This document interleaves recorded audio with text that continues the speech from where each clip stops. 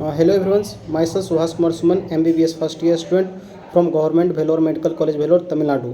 और आज हम बात करने वाले हैं टाइम मैनेजमेंट के बारे में और ओमर बबलिंग का बेस्ट स्ट्रेटजी क्या होना चाहिए जिससे वो कम से कम समय में पूरा बबल हो जाए। ठीक है ना। तो सबसे पहले बात करते हैं टाइम मैनेजमेंट का। देखो लास्ट ईयर क्या था, टोटल 200 क्वेश्चन था जिसमें से 100 था बायोलॉजी से और बाकी 100 क्वेश्चन था फिजिक्स केमिस्ट्री से। और जो मैक्सिमम अटैम्प्ट कर सकते थे 200 में से 180 कर सकते थे। ठीक है, 720 का एग्जाम था। इस बार भी 720 का एग्जाम है, बट इस बार 180 क्वेश्चन और जो मैक्सिमम अटैम्प्ट कर सकते हैं वो 180 ही है। ठीक है ना।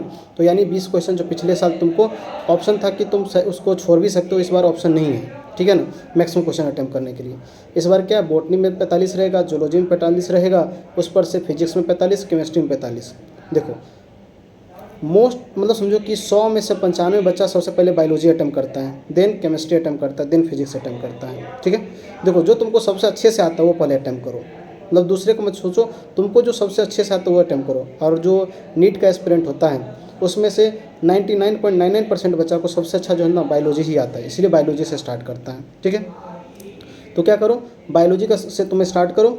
और बबलिंग के लिए क्या करो, जैसे तुम 45 क्वेश्चन जोलॉजी का ख़त्म किए या फिर कोई पहले बॉटनी बनाए तो उसको 45 क्वेश्चन बना करके वो जितना है उसको पहले बबल कर लो। ये मैं भी यही करता था। ठीक है ना। फिर क्या करना है कि 45 जोलॉजी बनाए तो फिर 45 बॉटनी बनाओ, उसको बबल कर लो जितना बन रहा है उसको। अगर 2-4 क्वेश्चन छूट रहा है तो अभी सबको छोड़ते चलो, बाकी सब बना लो और उसको बबल कर लो। फिर क्या करो, केमिस्ट्री बनाओ बबल करो, फिजिक्स बनाओ बबल करो। ठीक है, जो छूट रहा है फर्स्ट अटैम्प्ट में उसको छोड़ते चलो। ठीक है ना। उसके लिए क्या सेकंड अटैम्प्ट में आओगे तो फिर तुमको अच्छा, तब तक वो माइंड में एक चीज़ रहेगा, प्रिकॉशियस माइंड में रहेगा कि ये क्वेश्चन छोटा है, इसको कैसे बनाया जाए। ठीक है ना। तो तुमको कहीं ना कहीं कुछ ना कुछ अप्रोच माइंड में आ जाएगा। ठीक है ना। और उस दूसरा क्या करना है कि तुम क्वेश्चन पढ़ते ही तुमको समझ में आ जाएगा कि ये क्वेश्चन जो है ना सो इसमें टाइम लगेगा कि नहीं लगेगा। अगर माइंड में ये आ गया कि इसमें टाइम लगने वाला है तो उसको छोड़ो और आगे बढ़ो।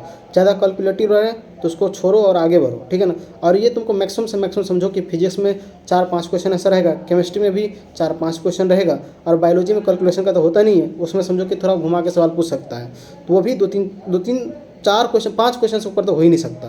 तो यानी फर्स्ट अटैम्प्ट में तुम समझो 160 क्वेश्चन को तुमको अटैम्प्ट 160 से 170 क्वेश्चन तुम अटैम्प्ट कर लोगे। ठीक है ना। और सेकंड अटैम्प्ट में फिर क्या करना है कि तुम बायोलॉजी से स्टार्ट करो फिर से। ठीक है ना। जो तुमको लग रहा है कि ये बन रहा है तो उसको बना दो, नहीं तुमको लग रहा है कि इसमें समय लगेगा तो फिर छोड़ो और आगे बढ़ो। ऐसे करके सब बनाना है।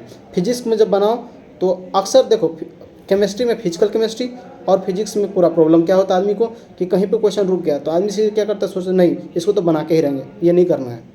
आसान से आसान क्वेश्चन का भी 4 ही नंबर होगा और टफ से टफ क्वेश्चन का भी 4 ही नंबर होगा। और ये मान के चलो कि 2-4 क्वेश्चन जो है ना वो सबको फंसा।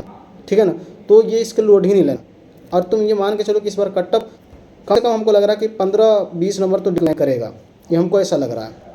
तो तुम स्कोर के लिए लोड मत लो, ये ऊपर नीचे स्कोर होते रहता है, किसी का कांस्टेंट नहीं रहता। मेरा लास्ट ईयर कांस्टेंट नहीं था, कभी बहुत अच्छा था और कभी समझो कि भाई ऐसा भी होता कि 24-30 पे जाके भी आ जाते थे। ठीक है ना।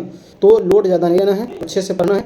और किसी भी तरह तुम हेल्प चाहते हो तो वो तुम बता सके हमको। और देखो हाँ, और पब्लिक का जो अगर तुम लास्ट में करें तो उसका डिसएडवांटेज है बहुत है। इससे पहले क्वेश्चन मैटर था लास्ट बबलिंग करें, इसका डिसएडवांटेज क्या है, इसका डिसएडवांटेज ये है कि अगर मान लो तुम्हारा सारा कम हो, ठीक है, तो तुम बबलिंग से करोगे, तुम जल्दी जल्दी करोगे तो तुम्हारा जो बना हुआ सही क्वेश्चन है वो भी खराब हो सकता है कि तुम बन गलत कर लो। भाई तुमको क्या आता नहीं है तो उससे क्या मतलब है जानवर को, वो सीधा क्या कहेगा जो है उसी को तुमको आंसर मतलब सही माना जाएगा और उसी पर तुमको नंबर दिया जाएगा। तो इसीलिए साथ साथ करोगे तो तुमको टाइम मैनेजमेंट भी सही रहेगा, लोड भी नहीं आएगा और तुम मतलब सोचो कि फील गुड फैक्टर में अच्छे से टेम्परामेंटली बहुत स्ट्रॉन्ग रहोगे, तुमको कोई टेंशन नहीं होगा। ठीक है ना। तो इस वीडियो को यहीं पे समाप्त करते हैं और अभी करीब 1 महीना बाकी है। ठीक है, तो ज़्यादा लोड मत लो, अच्छे से पढ़ो। सबको अभी समझो टेंशन हो रहा होता है, लास्ट ईयर भी हुआ है।